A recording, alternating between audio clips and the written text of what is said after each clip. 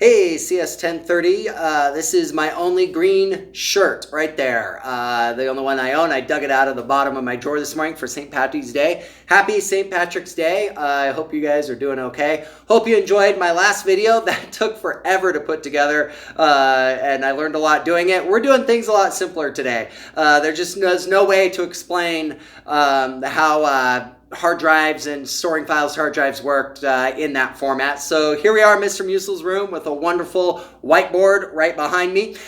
This represents your hard drive, and we're going to talk about how operating systems save file to your hard drive today. If you remember yesterday, we talked about the functions of an operating system. First of all, the main function of your operating system is to operate, or really help you operate your whole system, whether that be your input-output devices through drivers, which is special software, special programs just to run your printers and your monitors and your keyboards and all that, to monitoring your programs and your files and all of that, to giving you an interface. We talked about graphic user interface. So today we're going to talk about the most important function of an operating system, the thing an operating system does best, and that is manages how files are saved to the memory and how files are retrieved from the memory. So that is one of the most important functions of an operating system, is how files are saved to your hard drive and how then they they can retrieve them from the hard drive. It's a lot more complicated than you think. And so here is the problem. Here's our problem right here. Let's say tonight, 9 p.m. You're working on assignments for 8 different classes right now. And let's say you open up a Word document and you write one page. Let's say Mrs. Schrader wants a 3-page paper from you. Let's say you write one page of it, and then your roommate comes in and says, you want to watch a video on YouTube, or you want to go out for pizza. So you save that one page to your hard drive. You click File, Save. Here's what happens. Your operating system, when you click Save, it will look at your hard drive. This circle represents our hard drive. It will look at this hard drive, and it will find the first available spot that that file can fit into. So let's say that right now there's this tiny little sliver. One page paper is about 15 kilobytes. It's not really that big. So when you click Save, it will save it right here. You see how I colored that in? So then, let's say you come back from pizza and you open up another Word file for geometry or for history. We'll say history. You open up a page for history and you write a 3-page history paper, and then you hit Save. Well, what your operating system will do is it will then save your history paper here. So how do I want to do this? We'll do HP for history paper. It will save it here. And then after you're done with your history paper, you remember, oh, I should probably finish that English paper. So then you load this file. And then you add 3 pages to this file. So this file is now 4 times bigger. From here, we now go like over here, right? 4 times bigger than it was before. But let's say to its left was already saved your geometry paper, right? So where's it going to save it?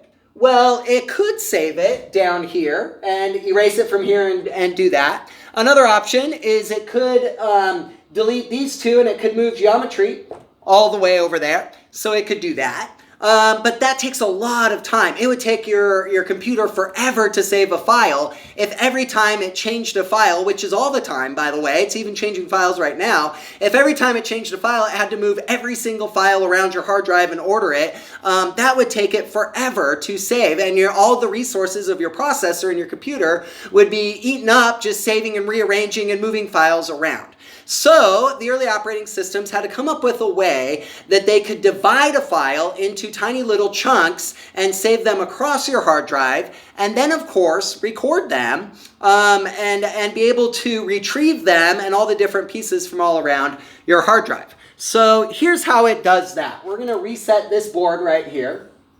So now we're back to a blank hard drive. The very first time any memory drive is plugged into your system, whether it's a pen drive, whether it's a CD-ROM, whether it's an actual hard drive, the very first time it formats it. Formatting will be a question on the quiz. Formatting is just getting a drive ready to receive information. It's getting a memory drive ready to receive information. That's formatting. It'll be a quiz question. In the process of formatting, it will also partition the drive. Partitioning goes right alongside with formatting, and I can understand if you get the two mixed up, but partitioning is dividing your drive into what's called partitions. And so here's how graphically this looks. Obviously, it's a lot more complicated than this, but here's what it does. When your operating system formats your drive, it partitions it, which it divides it into partitions. And what it does is it takes an empty drive like this, and it divides it up like that. Like that. Obviously, it's not exactly like that, but for our purposes, it will say it's like that. And in dividing it up then, it gives each sector, these are called sectors, by the way. That's another word you need to know, is sectors. So when you format your drive, it partitions it into sectors. It numbers the sectors, and every sector is given its own number or address. And so we might call this 1, 2, 3, 4, 5, 6, 7. So now we have, 8. We have 8 sectors. They're numbered there, clockwise, 1, 2, 3, 4, 5, 6, 7, 8. Then it even goes one step further and will continue to partition it into clusters. So sectors and clusters. That way, every piece of a file has a 2-digit address. The first digit's a sector. The second digit's the cluster. So for our purposes, we'll just draw circles. Bam. So now we have clusters. We have sectors, that's the wedges, and then clusters are the inside. And so this sector might be A, B, C. You guys see that? So, sector 1, cluster A, cluster B, cluster C. Section 2, cluster A, B, C. 3, cluster A, B, C. So it divides it up into sectors and clusters. Then tonight, we go back to our pizza problem, right? Somebody asked you to go get pizza. You hit save on your English paper. When you hit save there, let's say you are saving it to an empty hard drive, which is ridiculous. Of course, no hard drive is empty, but let's say you're saving it to a brand new thumb drive, pen drive. Then your 15 kilobyte, 1-page draft will be saved to sector 1A. So we're going to color in sector 1A right there. See that? So then, let's say you came back and you worked on your history paper. You hit save, and your history paper gets saved to, we'll switch to brown there, and then part of it will be saved to sector 2A. So then there's that. So now, sector 1A is your English paper, and sector 1B, C, and 2A are your history paper. So then we reopen our English paper to finish it. Well, here's how Windows originally did this. This is called the FAT system, and it's a very easy, simple, wonderful system. Mr. Musil just walked in. Hello. So he said hi. So a very simple system. It's Windows FAT. It's not used anymore, but it was the easy way of doing things right up until about 2000 when files start to get really big and really complicated. The FAT system would have left room right in this file. They would have left room for that 2-digit number where the next piece of the file could be saved. Now, if the piece entirely fits in sector 1A, that section would just be blank. They just leave it open. If it wasn't, if it was already saved in 2 spots, then this spot would say where the next spot was. So now we've left a spot open. Remember, Windows doesn't know how long your files are eventually going to be. Let's say you were going to write a novel. I know none of you are going to write a novel, but let's say you were going to write a novel. They have no way of knowing that your 1-page English paper is going to turn into a 350-page novel. And so they left that space open, just a tiny little space at the end of that file that nobody can see but the operating system, that said, if you want to find the next piece of this file, look in, and then the number would be there. So go back to tonight. You wrote 1 page of your English paper, saved it, went to get pizza, came back. Now you wrote your 3-page history paper. It's full of 3 clusters. By the way, this cluster 1B would say, at the end of that file, it would say 1C. At the end of the 1C piece, it would say 2A. So now we open our English paper, we add a page to it, and we go to save it. And right here, you guys probably won't be able to see this on the video, this will say 2B. When you resave the file, it will add a 2B there. Yeah, you can't see that at all, but that's okay, you know it's there. Now, our English paper is in 2B, right there. But then that also leaves a little section open to point to the next place it's saved. Let's say the next place it's saved is down here at 4B. This would say 4B at the very end. And the FAT system would just keep track of it that way. So when the Windows was finished loading the first page, it would look and say, okay, 2B, and then it would load the second page from 2B, and then it would look at that and say, okay, 4B, and go to 4B, and then let's say there's a fourth page over here in 7A, it would go to 7A, and that's how it would link. It would form a chain on down the line and be able to retrieve the entire file all at once. That was the FAT system, the FAT file systems system, file system they call it. Then in 2003, Windows released a new version of their operating system, and FAT suddenly became untenable. It took way too long to load. If you divided a big file up into tiny little pieces, think of video game. Your video games are loaded and saved this way. Think of a 10 gigabyte video game, which is now, I mean, video games now are like 100 gig. It would take forever to just grab those 15 kilobyte clusters. So with that said, in 2003, Windows invented the NFS, I can't remember, NSFT. So it stands for the New File Transfer System, NFTS. There you go. The New File Transfer System that Windows put together in 2003. What they did is they created what's called a journal. You should probably know that too. It's going to be on the quiz. They created a journal, which is a separate file for each operating system that keeps track of every single file saved to the hard drive and keeps track of a ton of information about that file.